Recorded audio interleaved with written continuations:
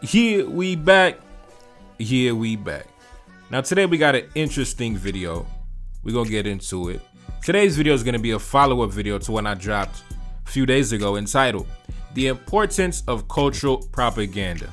And in that video we were discussing the Napoleon movie and how in the Napoleon movie they decided to only display narratives that only magnified his legacy in a positive way, and they decided to remove all other narratives that would diminish his legacy as the so-called greatest military commander of all time. In today's video, we're going to be discussing another use of cultural propaganda used by the French to magnify themselves on the international scene. And today we're going to be discussing the infamous reparations payment from Haiti to France. And we're going to be discussing how that narrative has been distorted to make the French seem more powerful than they really are. Now, first things first, I just want to say Haiti was not forced to pay reparations to France. I know some Haitians might get upset by me saying that, but you really got to get off the victim narrative, man. You were not forced to do anything. Your mixed race ancestors willingly paid the French because, you know, it is what it is. We're going to discuss that in today's video. Now, when the story is told about Haiti paying reparations to France, they make it seem like the French woke up on a random Sunday morning in 1825, stormed the beaches of Haiti, waving the French flag, demanding reparations, laying down the law. They make it seem like it was this big dramatic event and the Haitian authorities capitulated to the French military, and that was far from the case. In reality, it was more so like a family reunion between the French elites and their mixed race nephews and their grandsons and their sons and their, you know, things like that. It was a family affair. It was a family affair amongst the mixed race Haitian officers and the white French elites. That's what it really was. But the Europeans would have you believe that the French military stormed the beaches of Haiti and laid down the law, but it wasn't the case. It wasn't the case. In fact, a single shot wasn't even fired.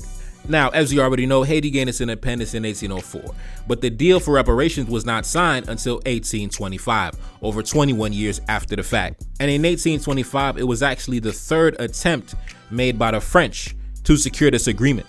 They originally tried in 1814, unsuccessful. They got killed. They tried once again in 1816, unsuccessful once again. And then in 1825, once they had a friendly regime in place, they were able to come to an agreement. Now, let's discuss how that happened. Let's discuss the events that led up to 1825.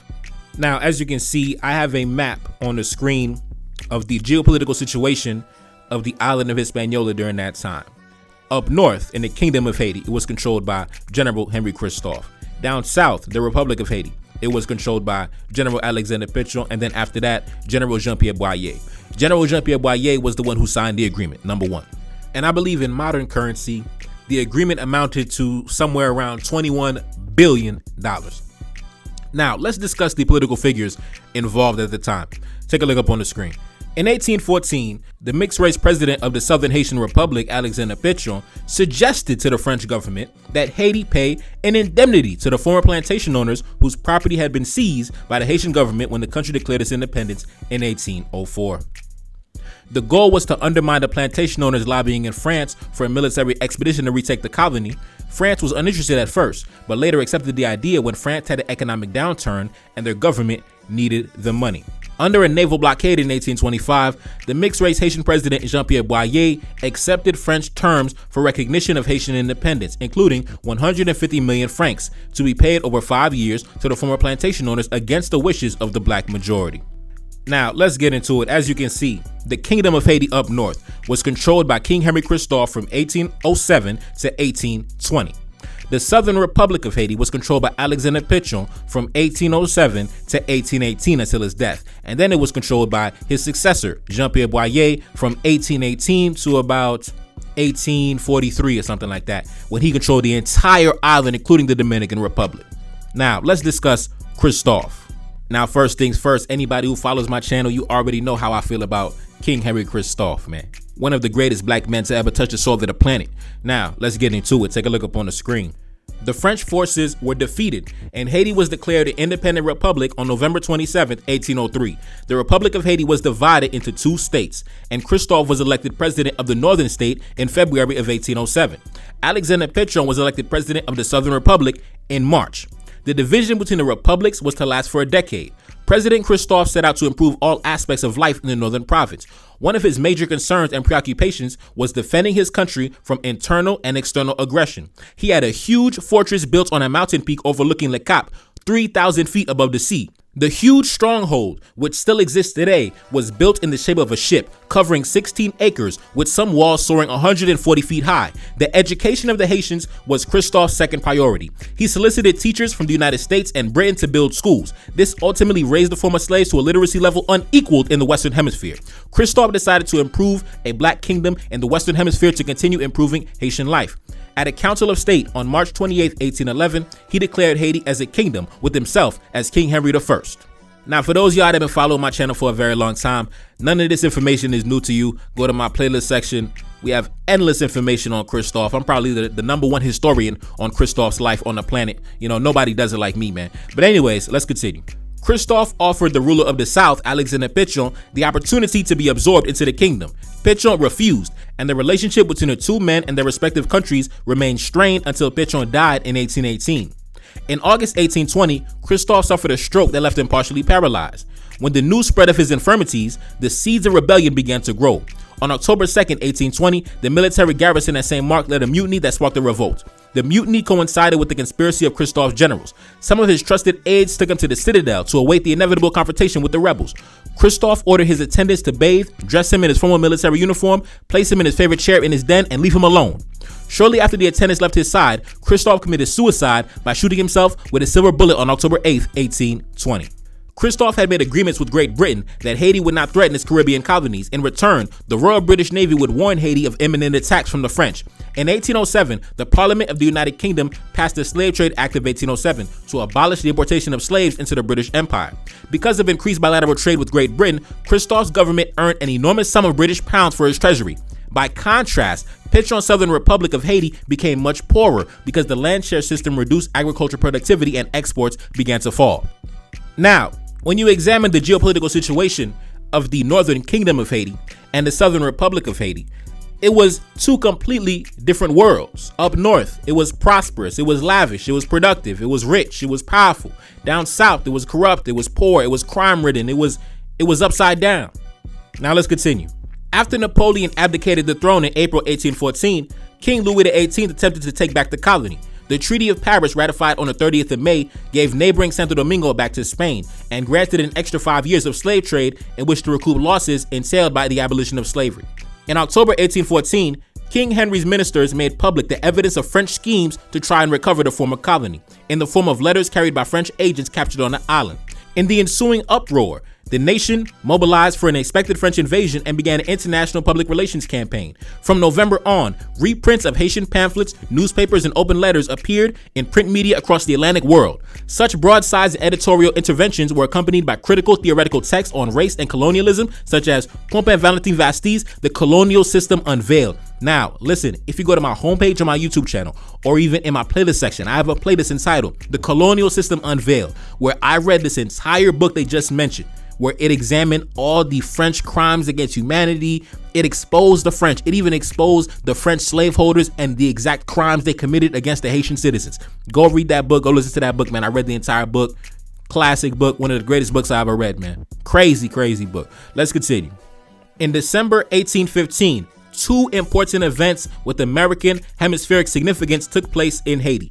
The South American revolutionary Simon Bolivar arrived in Okai, that's a town in southern Haiti, and he sought a meeting with President Alexandre Pétion, who would eventually furnish him with both refuge and arms in his struggle for Latin American independence. Meanwhile, in the Northern Kingdom of Haiti, Augustin Franco de Medina, a French spy sent to the island by the French Minister of the Marines, was captured, interrogated, and possibly executed, as Christophe refused to strike a treaty with France that would restore colonial status to the island.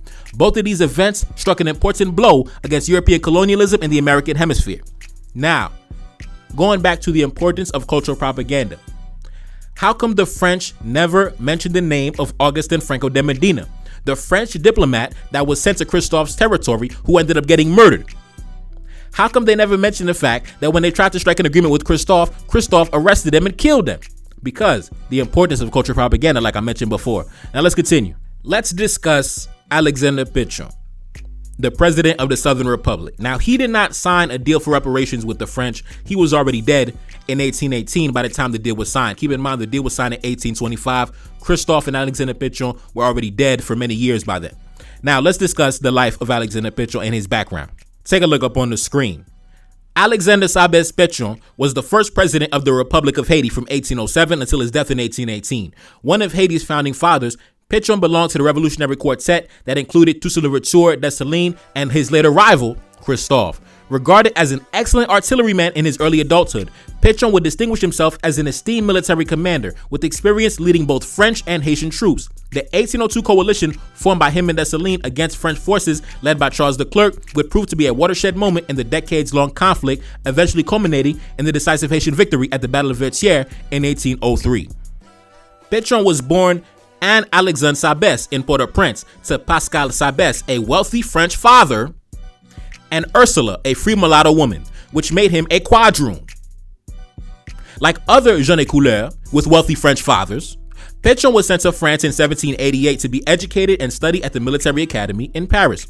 In Saint-Domingue, that's the colony, as in other French colonies such as Louisiana, the free people of color constituted a third caste between the whites and the enslaved Africans. While restricted in political rights, many received social capital from their fathers and became educated and wealthy landowners, resented by the Petits Blancs, who were mostly minor tradesmen. Following the French Revolution, the jeunes de couleur led a rebellion to gain voting and political rights which they believed were due to them as French citizens. This was before the 1791 Slave Rebellion.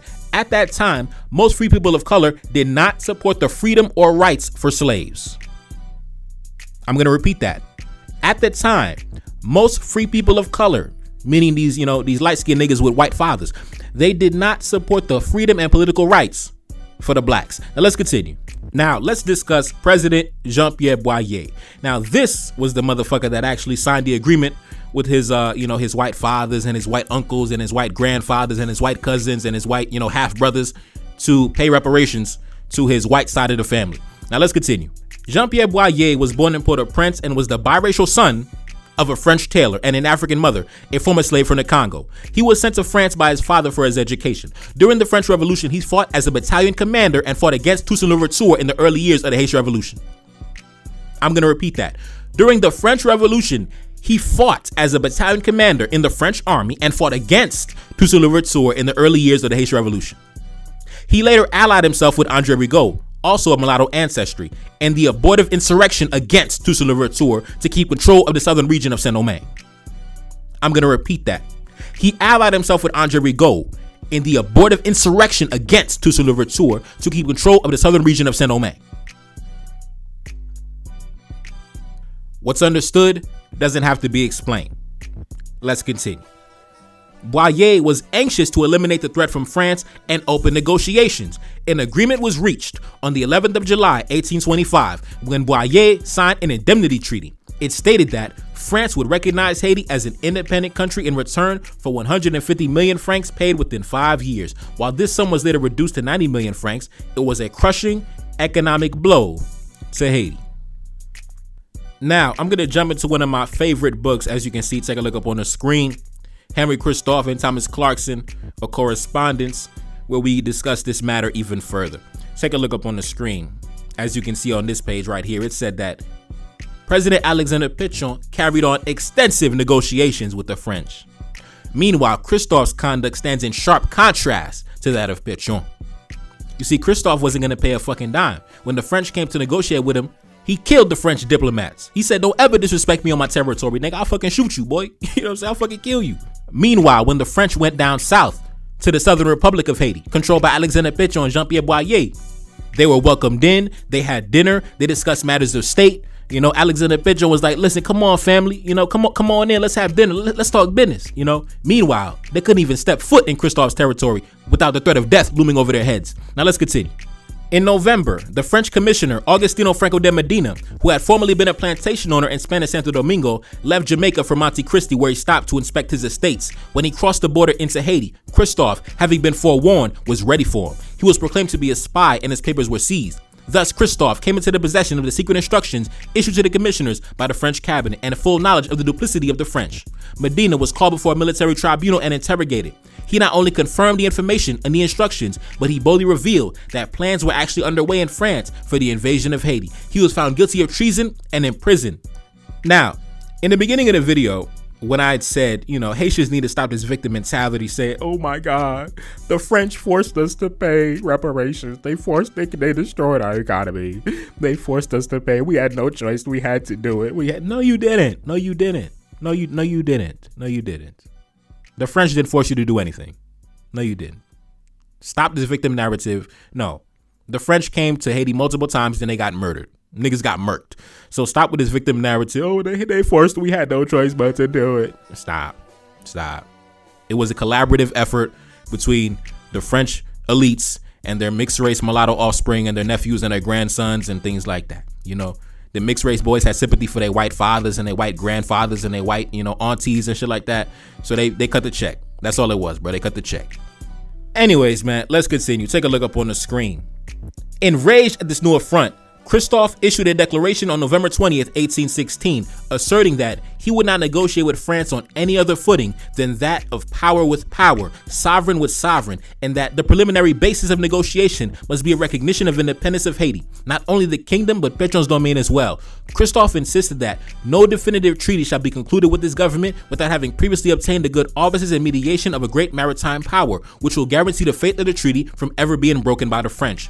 Neither the French flag nor individuals of that nation shall be admitted within the ports of the kingdom until the independence of Haiti has been definitively recognized. This positive statement put an end to all further attempts of the French government to gain supremacy over Christophe. Now, that explains why it took the French over 21 years to finally come to any sort of agreement, because Christophe was standing in the way.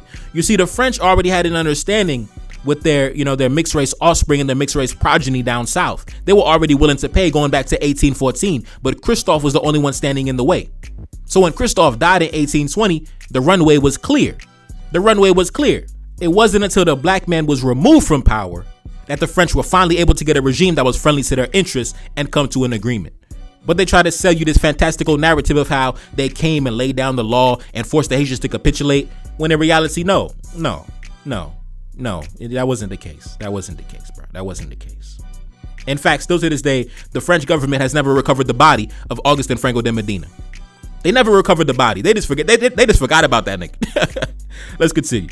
Now, I'm going to jump to a letter written by the Lieutenant General of Christophe's armies, the commander of the Royal Military Order of St. Henry, the major of the Light Horse of the Prince Royal, the Secretary of State and the Minister of Foreign Affairs, the Duke of Limonade. This is a letter that he wrote to British abolitionist Thomas Clarkson in regards to the idea of Haiti paying reparations to France. I'm going to tell you what he wrote on November 20th, 1819.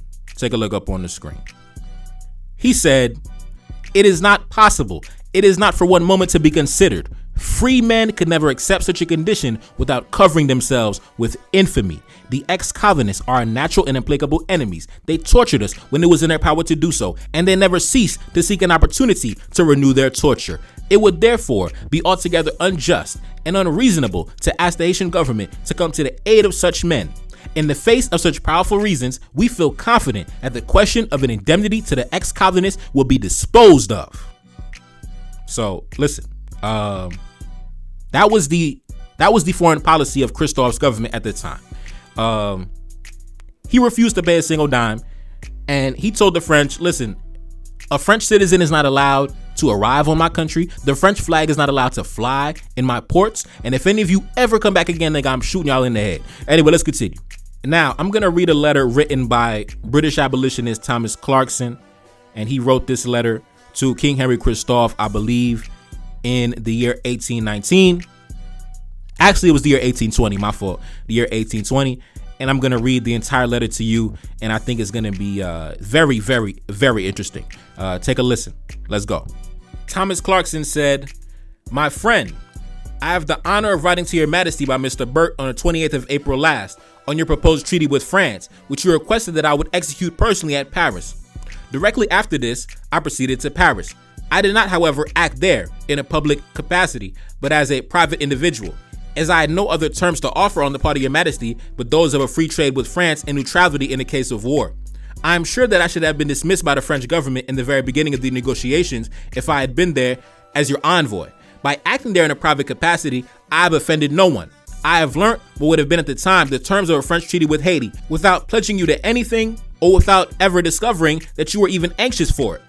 The 3 great points to which I directed my attention during my residence at Paris were these. Number 1, will France ever fit out an expedition for the conquest of Haiti?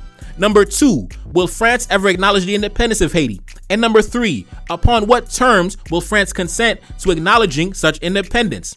I come to the first question. Will France ever fit out an expedition expressly for the purpose of conquering Haiti? The universal answer to this in France is no. Any French ministers collecting an armament solely French and solely for such a purpose would be considered to be mad. Ridicule has generally accompanied the mention of any expedition to Haiti. It is a proverb among the military.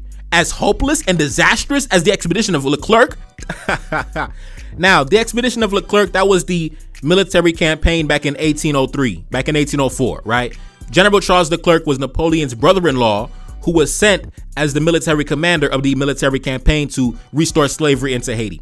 So during that time, back in 1820, when Christophe was in power, any mention of going back to Haiti once again to get smashed on, they was like, listen, you're out of your fucking mind. The French was like, listen, you're out of your fucking mind. We're not going back there. Don't even talk about it. We're not going back. We're not going back. So this idea of, oh man, the French were so powerful and we just laid down the law and forced the Haitians to capitulate. Nigga, you didn't even want to show back up. And when you did show back up in 1814 and 1816, you got murdered.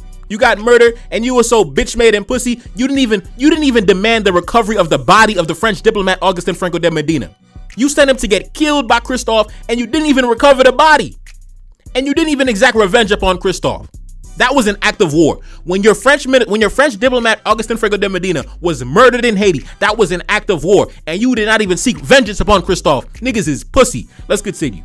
Thomas Clarkson went on to say, it is therefore almost universally believed that in France, no French regiment would go there. It seems also to be a universal opinion in France that the subjugation of Haiti is impossible, and that the French cabinet have abandoned all thoughts of employing an armament against Haiti either now or any time in the future. Listen, I didn't say this. Thomas Clarkson said it, the British abolitionist, when he went to France to discover what was happening down there.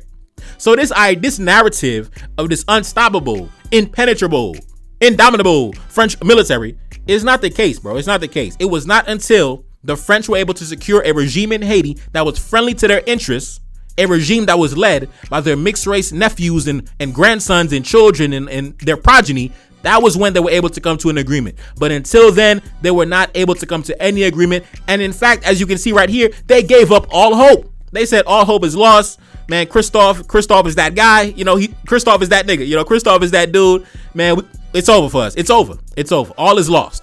So anyway, let's continue. Thomas Clarkson went on to say, but though the French cabinet have given up the idea of regaining Haiti by force of arms, it does not follow that your majesty will be allowed to remain forever in the undisturbed possession of your rights. It will be a long time before the French cabinet will forget the sovereignty of Haiti once belonged to France. And so long as they remember this, they may either try to distress you in order to bring you to their terms, or they may watch for opportunities of destroying you by other means. 2 circumstances may arise which may enable them to try to gratify their wishes in this respect.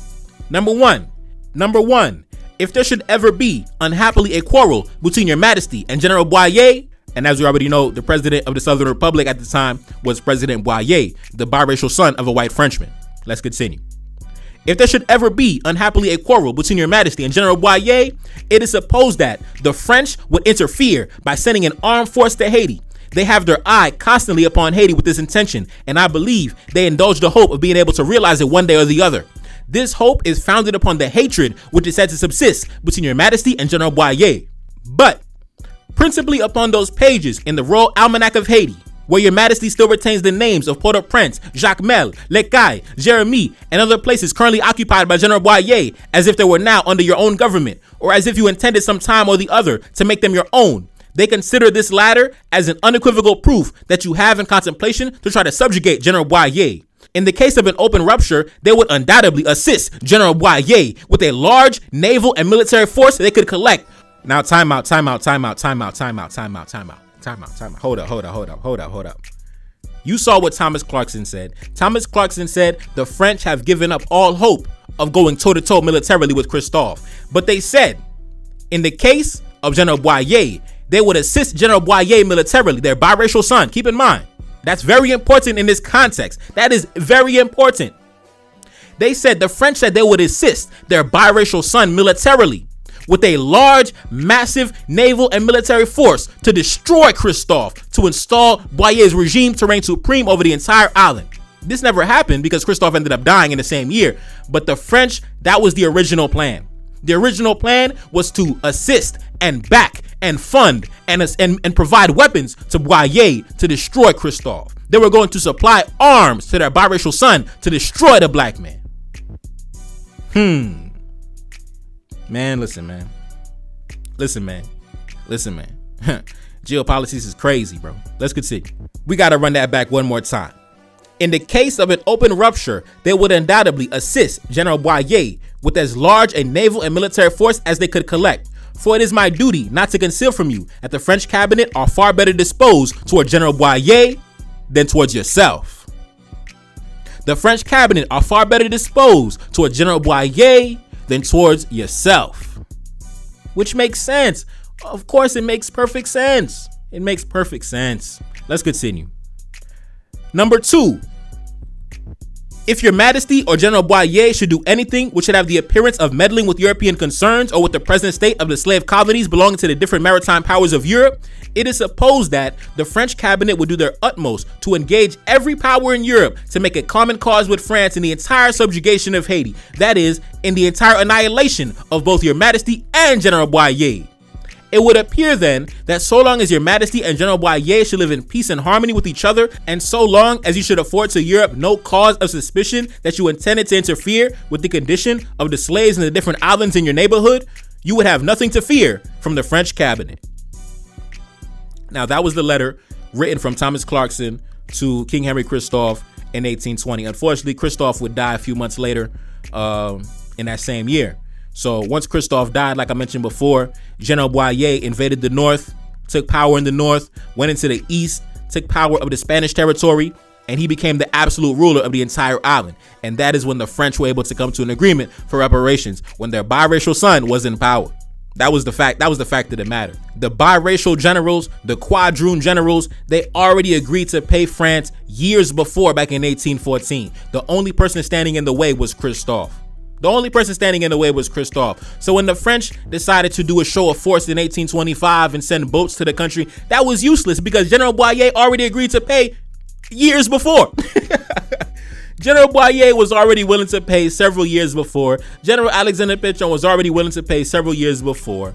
There was never going to be a war because them boys did not want to fight their relatives. They did not want to fight their French fathers and their French cousins and their French half brothers and their French, grandfathers and their French godfathers. No, they wanted to be like those men. So why would they fight against them? They already were willing to pay. They wanted to pay. They were excited to pay. So, listen, it is what it is, man. Like I said, the importance of cultural propaganda.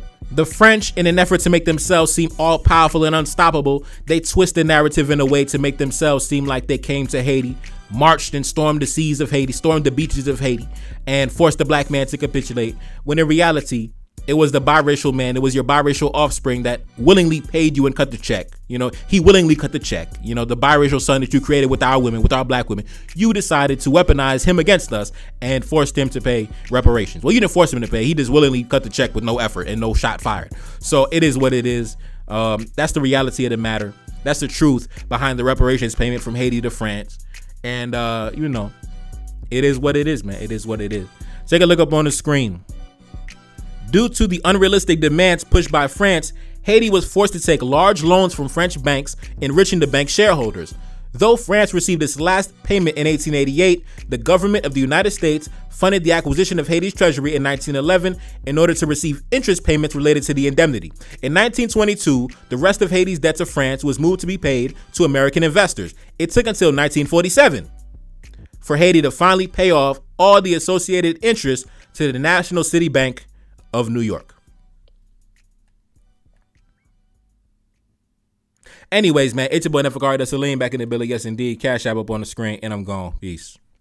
Reincarnated, I'm back in original fashion. I left on a horse and came back in that ass, and I left with abundance and came back to famine. We used to be pyramids, now we be rapping. Look how the mighty have fallen. Used to be running, now we be walking. When you be cooning, that's when they applauded. Selling your soul, your sons and your daughter. Gotta come up in this shit, they stuck in the mix. Really, my heart it be breaking. That's why I'm stacking that paper and handle my business. Pass it down in generation. Talking about money and power and building a nation. That's a deadly combination. Never be watching the TV, they pushing agendas, falsifying information. Know they got malice intentions. Step in the room and I'm feeling the tension. Enemy watching me blocking my vision. Pay for the check cause I need my redemption. Building my kingdom, I need it protected. Ready for war like a young Money Congo. Never decided the team is the motto. Up in the crib and I'm whipping up waffles. Up in the crib and I'm smoking gelato. I'm chilling, I'm taking my pain and make it ambition. I'm blessed by the gods, but I ain't religious. I came for the power, they came for the bitch. They making no hourly wage, I got business. This is an art and they could never be taught. Selling my soul, I can never be bought. Play with my money, I see you ain't caught. Run to the check and I do it for sport. Babylon falling, I go to the source. Packing my luggage and go overseas. Shorty be with me and she so elite. Shorty be chocolate, I'm calling her Hershey. Secret intelligence probably gon' murder me. Don't fuck with brands cause nigga I'm Haitian. Say the wrong shit and you're smacking their faces.